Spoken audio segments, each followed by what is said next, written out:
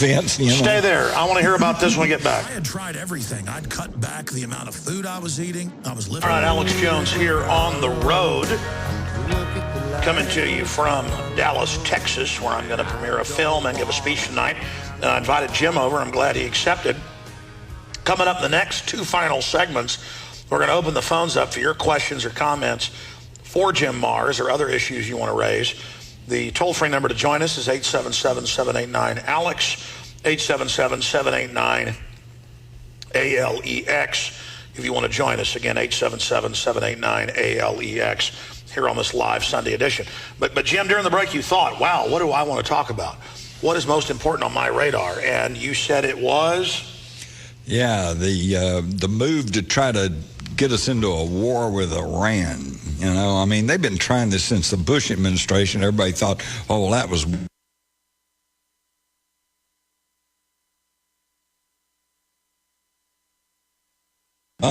And are we any better off? No, they're pushing for war, too. In fact, let me ask you, Alex, and I know you know this, of all the possible Republican candidates and Democratic candidates out there, who's the only one that says maybe we shouldn't go to war?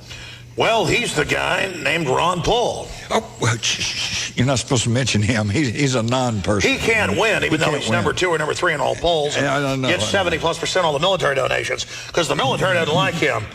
He gets more donations from the military than anybody else. During some of these debates, they're like, how dare you not want war? How dare you hate our troops? Of course, they all support him. But the troops got it. In fact, but listen to this. This tells us a lot.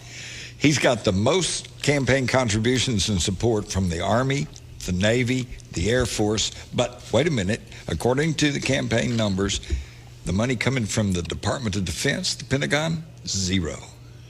Now, doesn't that tell you something? Oh, yeah, I saw those numbers. So the foreign banks that run our military, yeah, they know he's an American, so he's the enemy. That's right. But isn't it encouraging that the military is awake? They are, and I have recently been talking to some... That march happened today. Guys, will you look up what's happening with that D.C. march, with the veterans marching? What happened with that? Yes. I'm going to ask the crew to look that up. With Adam Kokesh. We had him on. I want to cover that. Go ahead. Well, I want to just say this because I have an charge for the United States Army. I've served, okay? I've been in the military. In fact, I was in military intelligence, which even then I thought was kind of a dichotomy of terms. But what I want to say is that the oath of allegiance I took going into the U.S. military was to serve and protect the Constitution of the United States against all enemies, foreign or domestic. Does that mean big foreign megabanks robbing us blind with... In fact, to me, the most enemies we have today are domestic. Now, the reason I bring this up, Alex, is because I've also seen the directives that have gone out to military people couched in so many terms, but basically saying you should not participate in any of these demonstrations or any of these marches that could be a violation of the uniform. But Obama and a Bush are allowed to have them ordered out to stand behind them at campaign speeches. Right, right. The point, though, here is that in the military, you are sworn to defend the Constitution of the United States. And you're also told that you do not have to obey an illegal order, okay? The Constitution says we have freedom of speech. And in the military, as long as it's not security connected, you should have freedom of speech. Yeah, you don't have it. Especially if you're off duty. When you're, when you're on duty, you don't. When you're off, yeah. Yeah, so if you're ordered not to go participate in a... You're still an American just because you're in the military? That's an illegal order. It is? It's an illegal order because it violates the Constitution of the United States and the First Amendment. And your first obligation in the U.S. military is to defend the Constitution of the United States. And here's how they try to play that ignorance of the military, not just on saying, as the Navy put out, don't go to this Ron Paul demonstration or you'll be reprimanded. Right. Incredible. When they've always been told. That's an illegal order, by the way, folks. Guys and gals in the military, that's an illegal order. It is. It violates the Constitution, which supersedes any other regulation or law. Marbury versus Madison. They could pass a law saying you can barbecue black children on the White House lawn. or whatever, and right. it's illegal. I don't care if you say you have a law. Hitler had laws, but it was pure bull. But expanding. All those people killed in the Holocaust were done under the color of law. That's right. Judges ruled on it, and they went right on, and it was all there. It was Listen, law. black people were slaves in this country, and then couldn't own guns under law. And it was the law. You know what? If they said blacks weren't human tomorrow and were slaves, I say your law is full of garbage. That's right. Because the Constitution points out, this doesn't give you your rights, it points out rights that are there. And people criticize the founders that there was problems up front. It was those ideas that led to the abolition of slavery. That's right. But expanding. Under law, they can't give troops experimental vaccines, but they try to. But they do it all the time. And the troops had to learn, wait, you're not allowed to give me an experimental shot. So what if you say it's an order? The law says you can't do that. Again, they try to keep the troops, like the public, in the dark. But the fact that Ron Paul supporters in the military are 70+%, that's got to scare the system, Jim.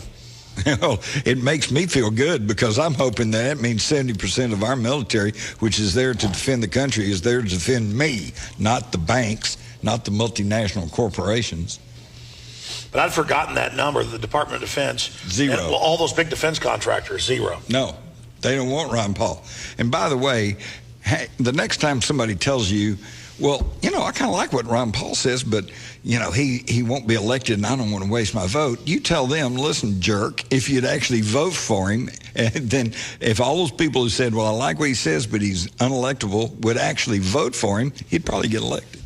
Well, that's that mind game that we're going to say who you can vote for. Exactly. And I'll tell you what, and here's the whole thing. Everyone who's listening to this, you've got to take it on yourself. You can't just count on Alex to take care of everything. You can't count on me. You can't count on anybody. You can only count on yourself. And what do? You've got to wake your fellow citizens up. And I don't mean preaching to them because that's not going to do any good. But start asking them questions and just get them to thinking and just say, like, I mentioned, I think, in the last quarter, say, wait a minute, if we're supposed to be so afraid of this international terrorist organization, Al-Qaeda, that is trying to slip weapons of mass destruction into our country and is so evil, then how come they haven't done one solid thing to secure the border? Get them thinking about that. Wait a minute, well, why haven't they? And that's because, let me tell you, folks, this is where the New World Order has kind of tripped up themselves. They don't want a secure border. They want open borders so they can flood this country and dilute the population, get us all conflicted, fighting with each other so that they can push through their agendas. That's the balkanization amended plan. The balkanization of America, absolutely. So they don't want a secure border, and yet they want us all fearful of this international terrorist organization. So wait a minute, you can't have both. If the terrorist organization is real, then we need to secure the border. And if it's not real, then we can talk about loosening up the border. But there's no discussion of that. We're supposed to believe in these two, totally opposite themes. It's ridiculous. Get people to thinking. And ask them about, well, what do you suppose brought down that third tower in New York on 9/11? And I guarantee you 9 out of 10 of them are going to say, what tower? You say, well, the Solomon Brothers building. And they're going to say, what? And then you say, oh, well, you didn't know that another building fell down that afternoon. That's just search Building 7. Just go get on the internet, go search Building 7. Get them to think and start waking people up. Good points. More news, phone call straight ahead. Live from Dallas, Texas, here at the Lakewood Theater. I'm Alex Jones, and this is INFOWARS.com. Jim Mars is our guest. Jim, you're a best-selling author many times over. Briefly, you weren't asking for a plug, but it's such great writing. Tell folks about a couple of your last books, any new stuff you've got coming out, and tell us about the website before we go to phone calls. Okay. Well, for those of you who try to talk to your friends and or family and explain what's really going on today, and they go, well, what? How do you know that? Hey, I've never heard of that. You can't prove that. Get my book, The $1 Trillion Conspiracy, a New York Times bestseller, and it tells you what's wrong and why it's wrong, and who's behind it, who's to blame, and what you can do about it. And it's fully documented, so you can go to the website, you can go to the books, and you can say, here's what's going on. Now, for the ones that really want to get advanced and find out, well, what's the big picture, what it's really all about, then I would suggest reading my book, Rule by Secrecy. Excellent book. There you go. And that will give you the whole 9 yards. The whole national security state. We've given the ultra-rich the power to operate in total secrecy with unlimited money. Of course they're running wild. Exactly. And if you want to pinpoint who It'd be like if you left are, your house with 4 or 5 11-year-olds for a month with like, or teenagers with Jack Daniels and machine guns. And tell them, don't get in the booze. Oh, yeah. And if you want to find out if you want to really get horrified, then read my New York Times bestseller, The Rise of the Fourth Reich, because that will tell you that yes, we defeated the German military in World War II, and we defeated the German nation, but we didn't defeat the Nazis. In fact, at the signing of the surrender papers, that was the German Wehrmacht, the army. The Nazis were not even represented there. They never gave up. In fact, the same international banksters that had bankrolled Hitler. The Bilderberg is Nazi. And created the Third Reich. They simply brought them all over here with the help of the CIA, with a paperclip and several other programs, thousands of them, and rolled them into our military-industrial complex. To head programs from NASA to CIA. To mind control, to pharmaceuticals. Why do you think they're putting fluoride in the drinking water? My son has a children's history book on the Nazis. In fact, I meant to bring her for the speech tonight. He was back in the hotel with my wife.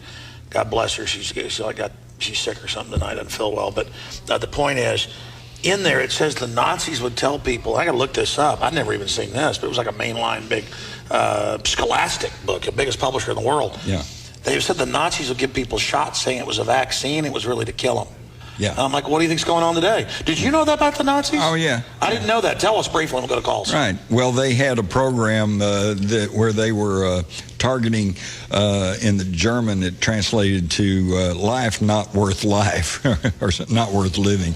And they would go for people that they considered defective mentally, physically, whatever. And they would, they'd inject them, tell them they'd give them medicine and just kill them off. But that's what they're doing to us. Exactly. Except they learned... This is in a children's book. I learn stuff every day. Well, they said they would say, we're giving you a vaccine, it'd kill them. And, of course, when they sent them to the camps and they'd tell them, strip off, we're going to put you in this little room and we're going to delouse you, And, of course, they'd throw in the Cyclone B gas, and see, you don't kill a lot of people at once by telling them we're going to kill you. They're liable to fight back or something. So it's always for your good. This film I'm going to premiere tonight. I've been so busy. It just got finished a few days ago. I haven't thought up the right name yet for it to describe it. But it's all about democide, which is in the universities. You're a professor yourself, but that the public doesn't know about it. And democide is death by government. 260+ million last century killed by government. Well, if you want to go back to the United States government and go back to the Native Americans and come forward to the Philippine insurrection, and then it'd be even higher. Just keep going. We've killed more people than Hitler supposedly did. So. I don't know. It's really something. People just need to wake up and get to their senses. We're good people. The United States gives more to charity than all the other nations in the world. But we're gullible. Put together. But we're gullible and we're naive. Because we were the good guys. We think we're perfect now. Yeah. And it's just not the case. Let's go to phone calls. You ready? Let's go to Sean in Arizona. You're on the air with Jim Mars live in Dallas, Texas. Thanks, Sean. Thank you, Alex. Thank you, Mr. Mars. Thanks for everything you've done over the past 50 years pertaining to the JFK conspiracy. But what I have to say today is a comment on the flight from Amsterdam to Detroit that Mr. Haskell from Detroit was on. I've been on that flight, and I want to share to you a couple quick facts. First of all, I was over in Germany, and I was told by my German host that when we flew into Amsterdam from Bremen, Germany, not to fiddle around with the Dutch authorities. They had the second toughest airport security in the world behind the Israelis. And they did racially profile